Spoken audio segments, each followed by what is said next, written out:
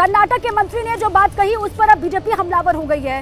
BJP ने निशाना साधा विपक्ष पर, लेकिन कांग्रेस के साथ साथ और भी जो घटक दल है इंडिया अलायंस के, वो ऐसे बयानों से बचने की अपील करते हुए अब दिखाई दे रहे हैं। जरा बयान आपको सुनवाते हैं। तो इनकी भावना गुड्डे गुड़िया में ज्यादा है।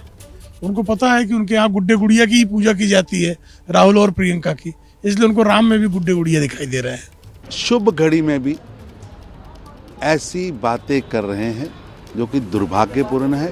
राम लोगों के मनस में सदियों से बैठे हुए हैं और ऐसे बयान जहां तक है, वैसे बयानों की कोई आवश्यकता नहीं। आज 75% के करीब लोग देश में सनातनी हैं जो भगवान राम में विश्वास करते हैं और माननीय सुप्रीम कोर्ट के आदेश से मंदिर बन रहा है। इस तरह के बयान बंद करने चाहिए। तो लगातार बयानबाजी हो रही है। एक तरफ बीजेपी ये कह रही है कि ये आस्था का विषय है, ये श्रद्धा का विषय है और ये करोड़ों जन भावनाओं का विषय है, लेकिन विपक्षी इसको एक पॉलिटिकल इवेंट के तौर पर बता रहे हैं बीजेपी और आरएसएस की तरफ से। नीरज पांडे दिल्ली से मेरे साथ जुड़े हुए हैं, सीधे उनका रुख कर लेते हैं। नीरज, अब बहुत कम वक्त बाकी है जब 22 तारीख सामने और प्राण प्रतिष्ठा की तस्वीरें भी सामने आएंगी, पूरी प्रक्रिया आगे बढ़ेगी, लेकिन ये पॉलिटिकल इवेंट जो विपक्ष बता रहा है और इसको लेकर जो बयानबाजियां सामने आ रही हैं वो रुकने का नाम नहीं ले रही हैं। नीरज,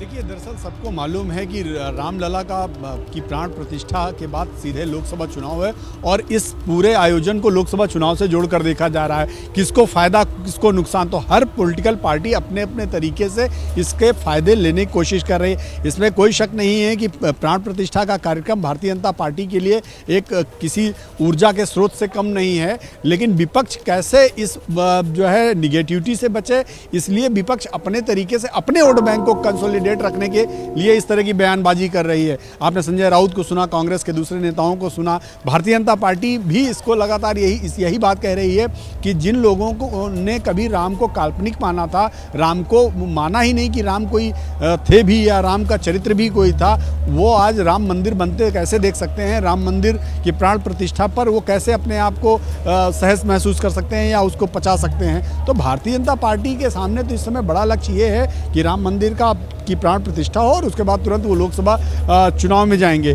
लेकिन विपक्ष के सामने इसकी काट अभी तक मिल नहीं पा रही। इसलिए विपक्ष लगातार कोशिश ये कर रहा है कि किसी न किसी तरह से इस तरह से बात की जाए ताकि इसको भारतीय जनता पार्टी का इवेंट करार दिया जाए, इसको आरएसएस का इवेंट करार दिया जाए और उनका जो वोट बैंक है, जिस वोट बैंक की लगातार वो राजनीति करते रहे हैं, उसको अपने साथ जोड़ के रखा जा सके, उसको कंसोलिडेट किया जा सके, क्योंकि अभी की स्थिति ये है कि पूरे देश में वर्टिकल डिवीजन होने की स्थिति में पहुंच रहा है। तो ये भारतीय जनता पार्टी बनाम विपक्ष की एक लड़ाई है और राम मंदिर उसके मुख्य केंद्र में है। जी दीपा। बिल्कुल बिल्कुल नीरज, आप रहे हमारे साथ, अंकित भी रहे हमारे साथ। देखिए, अब इस मुद्दे का काट विपक्ष किस तरीके से निकालता है, इस पर ही लगातार नजर है। अभी कोई मुद्दा हालांकि मिल नहीं रहा, कोई ठोस वजह नहीं मिल पा रही है जो इस प्राण प्रतिष्ठा से विपक्ष ने दूरी बनाई है इससे बचने के लिए। जैसे ही घड़ी का काटा दोपहर 2:30 पे आए, बबीता जी का दिल सास बहू साजिश के लिए मचल जाए। और ये है इनकी बहू, पूरे दिन ऑफिस की टेंशन हो जाए गॉन जब ये करें अपना फेवरेट शो फ्री टाइम पे ऑन। इनकी तरह आप भी देखिए अपना फेवरेट शो अपने टाइम पर और डाउनलोड कीजिए एबीपी लाइव ऐप अपने स्मार्ट टीवी पर।